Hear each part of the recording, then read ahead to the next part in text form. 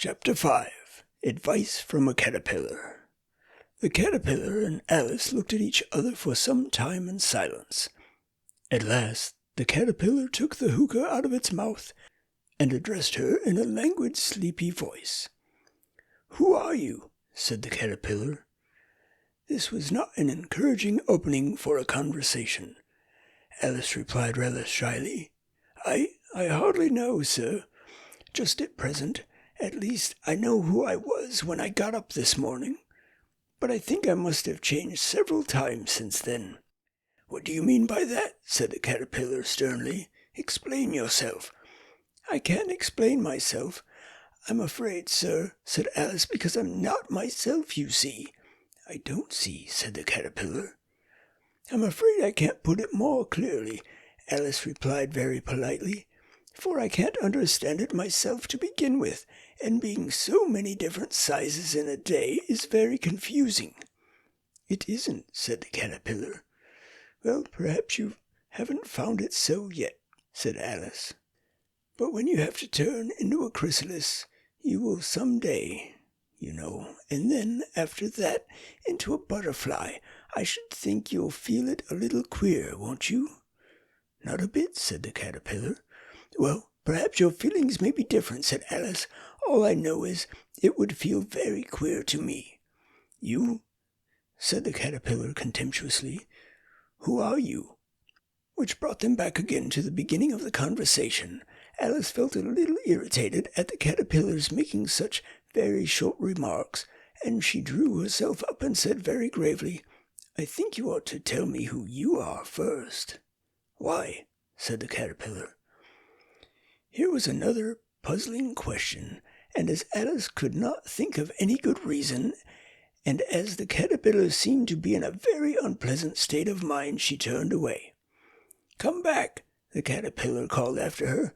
"I've something important to say." This sounded promising, certainly. Alice turned and came back again. "Keep your temper," said the caterpillar.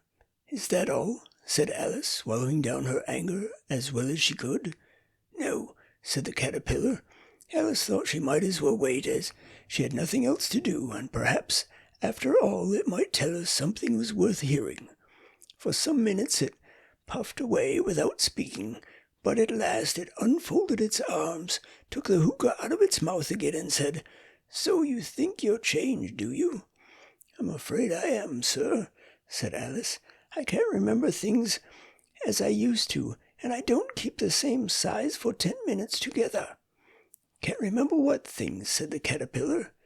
"Well, I've tried to say, 'How doth the little busy bee?' but it all came out different," Alice replied with a very melancholy voice. "Repeat, 'You are old, Father William,'" said the caterpillar. Alice folded her hands and began. "You are old, Father William," the young man said, "and your hair has become very white, and yet you incessantly stand on your head. Do you think at your age it is right?" "In my youth," Father William replied to his son, "I feared it might injure the brain, but now that I'm perfectly sure I have none, why, I do it again and again."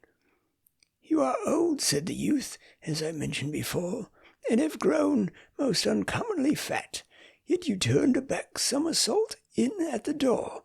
Pray, what is the reason of that?"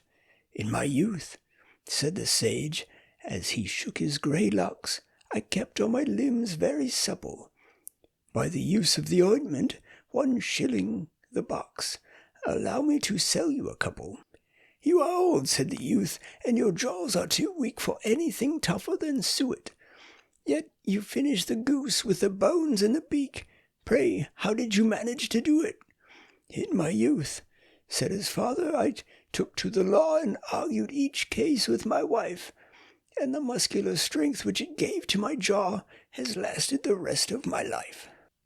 "You are old," said the youth. "One would hardly suppose that your eye was as steady as ever, yet you balanced an eel on the end of your nose. What made you so awfully clever?" "I have answered 3 questions, and that is enough," said his father.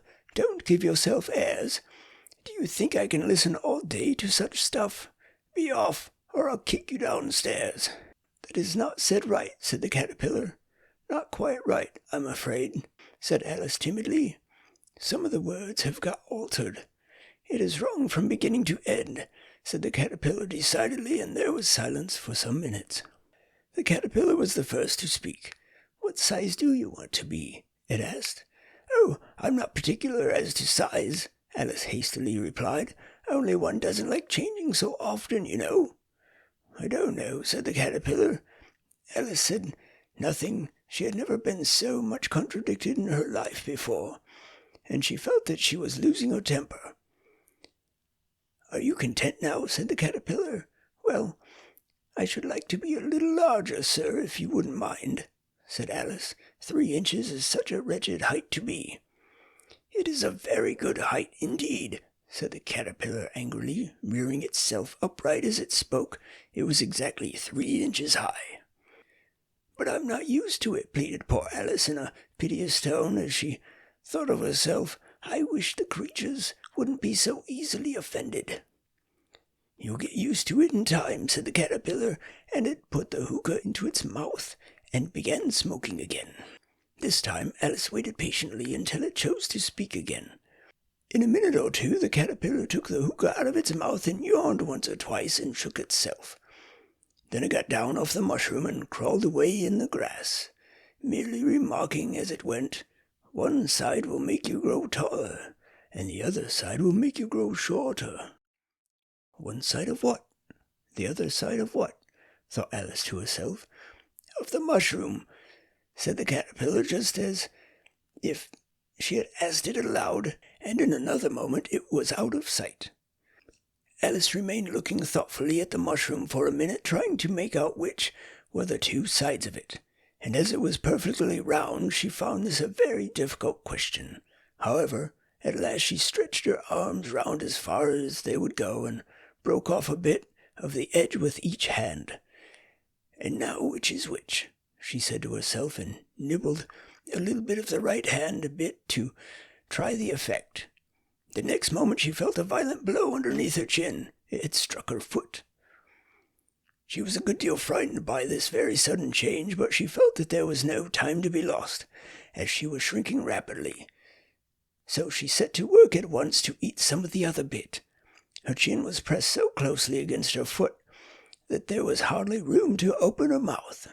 But she did it at last, and managed to swallow a morsel of the left-hand bit. "Come, my head's free at last," said Alice in a tone of delight, which changed into alarm in another moment when she found that her shoulders were nowhere to be found. All she could see when she looked down was an immense length of neck, which seemed to rise like a stalk out of a sea of green leaves that lay far below her. "What can all that green stuff be?" said Alice. "And where have my shoulders got to? And oh, my poor hands, how is it I can't see you?" She was moving them about as she spoke, but no result seemed to follow, except a little shaking among the distant green leaves. As there seemed to be no chance of getting her hands up to her head, she tried to get her head down to them, and was delighted to find that her neck would bend about easily in any direction, like a serpent. She had just succeeded in curving it down into a graceful zigzag, and was going to dive in among the leaves, which she found to be nothing but the tops of the trees under which she had been wandering, when a sharp hiss made her draw back in a hurry. A large pigeon had flown into her face, and was beating her violently with its wings. "Serpent!" screamed the pigeon. "I'm not a serpent," said Alice indignantly. "Let me alone." "Serpent, I say again," repeated the pigeon in a more subdued tone, and added with a kind of sob, "I've tried every way, and nothing seems to suit them." "I haven't the least idea of what you're talking about," said Alice. "I've tried the roots of trees, and I've tried banks, and I've tried hedges," the pigeon went on without attending to her, "but those serpents, there's no pleasing them." Alice was more and more puzzled, but she thought there was no use in saying anything more till the pigeon had finished. "As if it wasn't trouble enough hatching the eggs," said the pigeon, "but I must be on the lookout for serpents night and day. Why, I haven't had a wink of sleep these 3 weeks." I'm very sorry you've been annoyed, said Alice, who was beginning to see its meaning. And just as I'd taken the highest tree in the wood, continued the pigeon, raising his voice to a shriek, and just as I was thinking I should be free of them at last, they must need come wiggling down from the sky. Serpent. But I'm not a serpent, I tell you, said Alice. Well, what are you, said the pigeon. I can see you're trying to invent something. I'm a little girl, said Alice rather doubtfully as she remembered the number of changes she had gone through that day. A likely story indeed, said the pigeon in a tone of the deepest contempt. I've seen a good many little girls in my time, but never one with such a neck as that. No, you're a serpent, and there's no use denying it. I suppose you'll be telling me next that you've never tasted an egg.